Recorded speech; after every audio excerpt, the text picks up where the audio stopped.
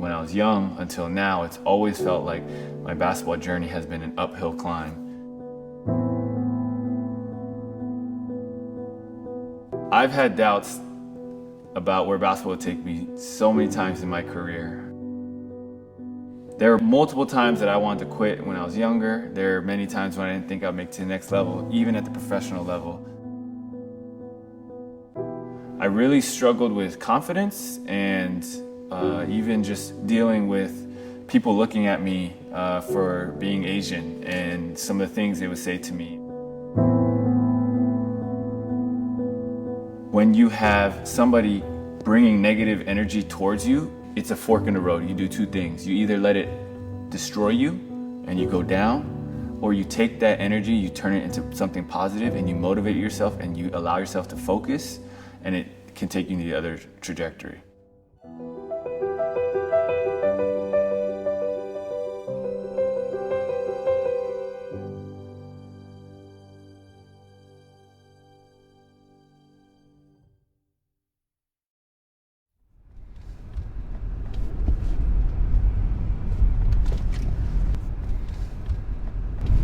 Growing up in Palo Alto, you know, it's a lot of it's a very wealthy city, but for me and my family, we I don't want to say that we didn't have anything, but we definitely couldn't compare to the majority of the people living here. And so my parents did a great job of, I mean, they sacrificed everything and used all of their salary and then some to be able to give us a chance to live here so that we could attend the best schools. He always very passionate about basketball. That means sports when he was little, like 5 years old. And so we just let him do whatever, only if he finished his homework. And because he loved basketball so much, so he's willing to quickly finish homework or do extra, so he can play basketball. So I'm not the tiger mom. He loved basketball, so he want to do his homework. Just driving through these streets, for me, it's so peaceful.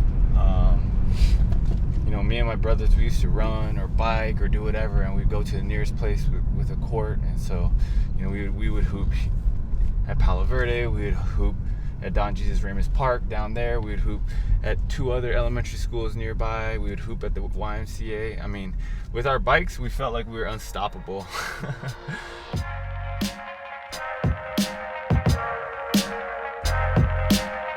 Palo Verde Elementary School in Northern California. My house is right down the street, and all my basketball dreams started here. We would come, me, my brother, my older brother, my little brother, my dad, we would come here every day and we would just play for hours. I mean, we could actually be here sometimes just hooping for 4, 5, 6 hours. Yeah, it's amazing to be back. It reminds me of where it all started.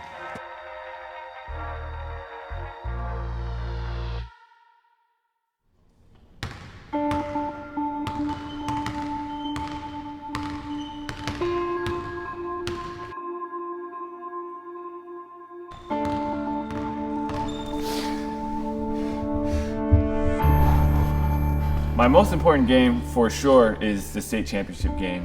And even thinking back to it brings chills, just the way that it happened, how everybody was counting us out. And I remember that the week leading up to the game, everyone on campus was like, man, how are you gonna beat these guys? Are you gonna be able to win? Like, do you guys even have a chance? And I got so annoyed with everybody. By the end, I was like, man, just stop talking to me, just come to the game and watch. And it was just this feeling of nobody believed except for our team. No one, even on our own campus, believed that we had a chance.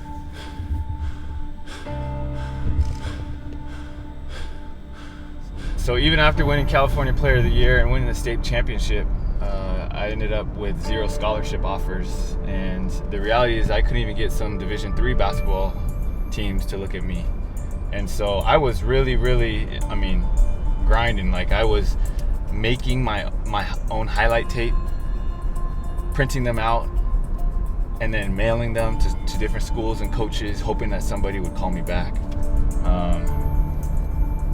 Yeah, that was a grind. I always felt like to earn somebody's respect or to have somebody believe in me, I would have to prove myself 3, 4, 5 times. I had to do it more than anybody else. But for somebody to lose faith in me or to think that I wasn't good enough, all it took was one bad game. And that has been very fatiguing at times and discouraging, but also seeing the breakthroughs along the way and having great people behind me has made it so that I can keep carrying on and climbing.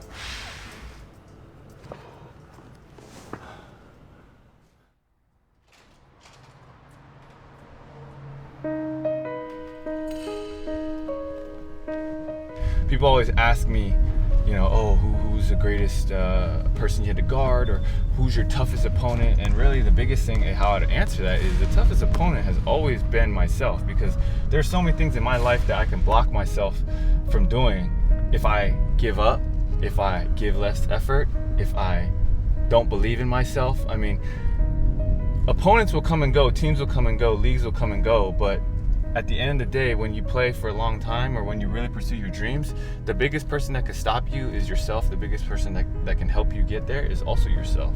The one thing I always told myself, I was like, I'll do anything I can to avoid being in a cubicle and stuck at a desk and a computer. And that gave me such a deeper appreciation for the game, and it shaped a lot of how I view, professional basketball. It's like, dude, I get to wake up and play basketball as a job.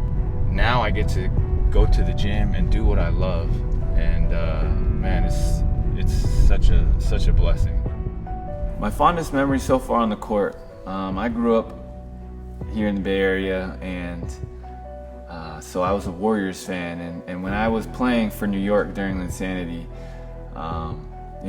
we played a lot of teams, but the one against the Lakers, it means a lot because there's a Northern California, Southern California rivalry. And so when we played against the Lakers and we had all that buzz, and everyone's talking about the game, the shot that I hit in the corner, and I've said this in the sense that I will never feel this feeling again. After I hit that shot that was a backbreaker from the corner in the fourth quarter, it felt like the first time ever, and I've never experienced it since, is that it literally felt like I was hovering off the ground. Like, that's how loud the arena was.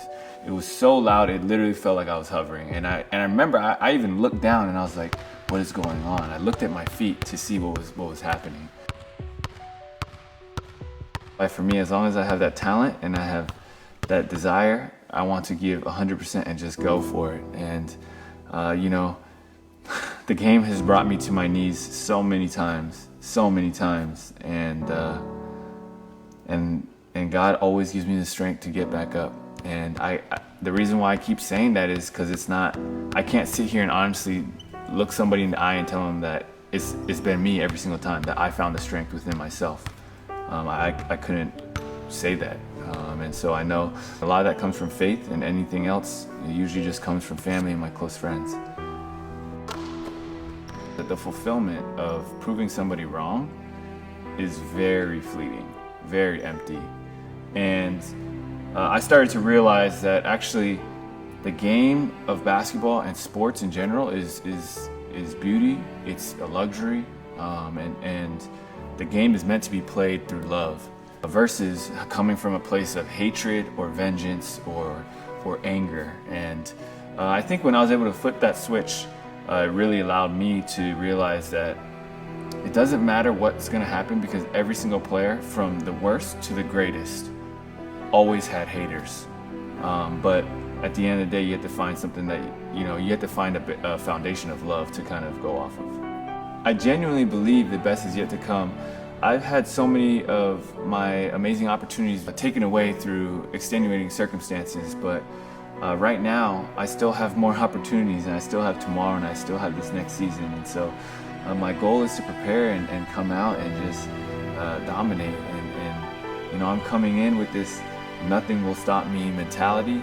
And that's just something that, every single player should have. And for me, I definitely want to embody that. And I guess now with the kicks, I mean, that's everything that, for me, it's so personal. Like when I think about these shoes, I literally think of that nothing will stop me. And so when I have those shoes and every time I look down on them, it's a great reminder to me of all the ups and downs in my career, but that it's all about continuing to go forward. And my goal right now is I'm chasing this.